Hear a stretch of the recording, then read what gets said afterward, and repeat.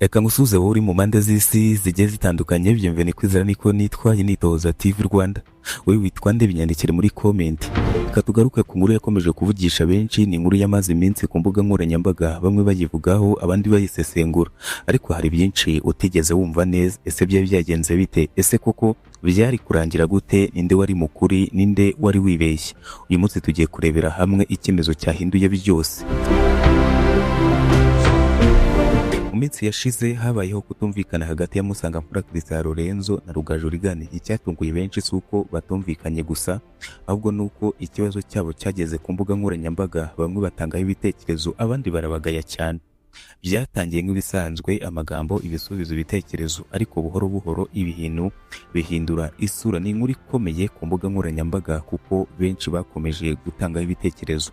Abantu batangiye kwibaza bati, ese abanyamakuru koko bakwiye kujya impaka mu ruhame gutya? Ese ibintu byangiza icyizere ku baturage babumva bakabatega amatwi?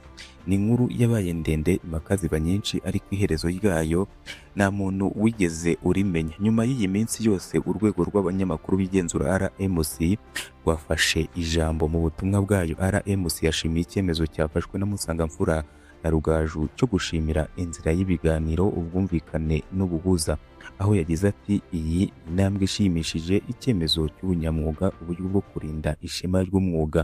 Ibi byatumye benshi bibaza bati, noneho ibi byaruta. Tekereza umuntu w'umunyamakuru ari we wakagombye kuba intangarugero mu bandi, akaba ari we utukana, usebanya. Ubu ibi ngibi byagana he? Byagenda bite noneho mu itangazamakuru? Ariko se harimo isomo rikomeye twakuramo? RMC ntiyagarukiye gushimira gusa, yanatanze ubutumwa bukomeye ku banyamakuru bose. Ntibikwiye gukoresha imbuga nkoranyambaga cyangwa ibitangazamakuru nk'igikoresho cyo kwihimura kubo bafitanye amakimbirane.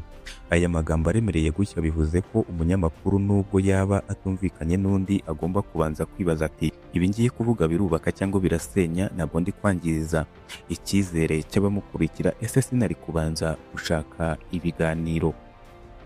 Mu by'ukuri iyi nkuru ntiyari isanzwe gusa, yagaragaje ko imbuga nkoranyambaga zishobora gutuma ikibazo gito gihinduka kinini cyane, kuko yagaragaje kandi ko icyizere cy'itangazamakuru gishingira ku myitwarire y'abarikoramo. Amakimbirane ashobora gukemurwa mu mahoro igihe habayeho ibiganiro, ariko hari ikindi kibazo gikomeye. Ese abarebye ayo makimbirane baje no gukurikira finali uko yarangiye?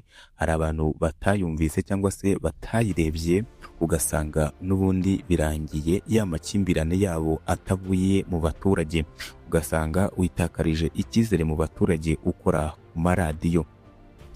Akenshi abantu bakurikira intangiriro y'impaka ntabwo bajya bamenya amaherezo yayo, kuko icyemezo cya Musangamfura na Rugaju cyo kwicara bakaganira gishobora kuba urugero ku bandi. Umwuga w'itangazamakuru ni ijambo rifite imbaraga, ariko amahoro afite imbaraga kurushaho. None se wowe ubitekerezaho iki? Ese amakimbirane nk'aya akwiye kujya mu ruhame cyangwa bikwiye kubanza gukemurwa mu ibanga rikomeye? Andika igitekerezo cyawe. Niba ushaka amakuru asesenguye atari ayo kumva gusa, ahubwo agufasha gusobanukirwa ibibera inyuma y'amarido, kanda subscribe ku Itohoza TV usangize abandi, kandi ukomeze gukurikira Itohoza TV.